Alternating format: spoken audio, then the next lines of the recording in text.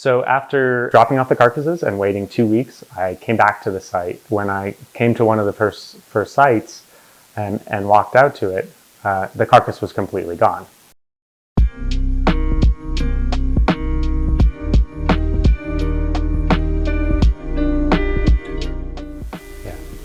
Yeah, so my name's Evan Beakley. I'm a PhD candidate at the University of Utah. The focus of my research is scavenger ecology generally. We set out to understand more about scavengers in the Great Basin Desert of western Utah. And I didn't originally set out to study badgers per se, but just the general community. We got some local calf carcasses from a local dairy and got permission from the BLM and other institutions to take the carcasses out into the desert. We placed them out and I located them at least 1 kilometer off of any existing roads. Put a camera trap up to monitor any activity of animals that might come and feed on them, just to see and understand more about what animals are important for scavenging in that ecosystem, and then also just how long it would take for a carcass to decompose. So a camera trap is a digital camera that have a motion activated sensor. So when an animal will cross in front of the lens, it detects the motion and that triggers the lens to snap a picture. So it's a great new technology and a way to be able to, remotely monitor animals without having human presence there that would disturb them. Setting up these experiments or this study was quite a lot of work. Personally, by myself, drug these calf carcasses, which weighed roughly 50 pounds, at least 1 kilometer off the road. Then the idea was to come back every 2 weeks and download the images off the camera, make sure that the batteries in the camera were still good, and also just get a general sense to check in, make sure everything was okay in the study plots. My initial reaction was actually somewhat of some disappointment, because it was a lot of work to set this all up, and then I got there and the carcass was gone. And I initially actually thought that the carcass was perhaps drug off by some other scavengers, perhaps coyotes or some other large carnivore. But I did notice that the ground was disturbed.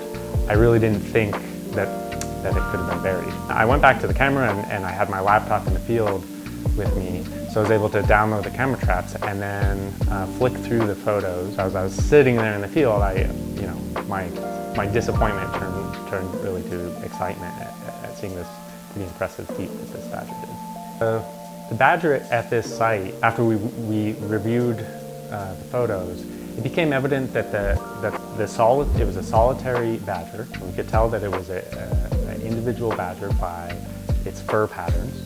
That initially discovered the site about a day after I had placed it out.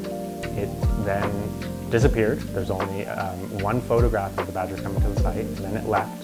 And then about 24 hours later, it came back to the site. And when it came back, it right away started digging around the carcass and actually feeding a little bit on the carcass. And then over the course of like 2 full days, it completely dug out, actually in really a pretty amazing engineering feat, where it actually dug out under the carcass by burrowing and digging tunnels under the carcass. You think if you were going to bury a very large object, and you were just along the side of the object digging, and every time you removed a little bit of dirt and it fell back in, that would be an extremely laborious process. But this badger demonstrated that there was a lot more ingenuity in it, in that they actually dug a burrow under it and excavated a lot of earth. And then over a really short period of time, the carcass actually collapsed into the hole that it had excavated. So that process took about 2 days. And then it took a couple more days for the badger to completely backfill over it. The whole process was like 5 days. During that time, it did take some breaks, but it was working throughout the day and night for those 5 days. It also would stop and feed on the carcass a bit, as well as take some short breaks. But it was a pretty intense, both energy expenditure, like it spent a ton of effort in doing this, and it also just showed a lot of ingenuity in how it went about it.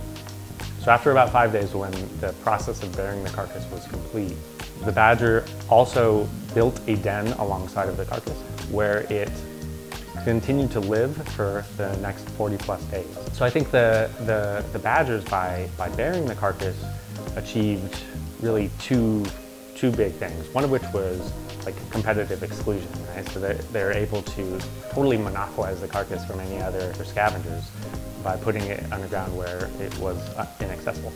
And then the other thing was by putting it underground, it was wintertime in this particular round of the study. And so the ground was very cool, but the sun, even in the middle of the winter in the Great Basin, can be quite hot. So by putting it underground, it was essentially like putting it in a refrigerator. It would have kept it cool, would have slowed any decay process, and so the carcass would have been, good to eat for much longer.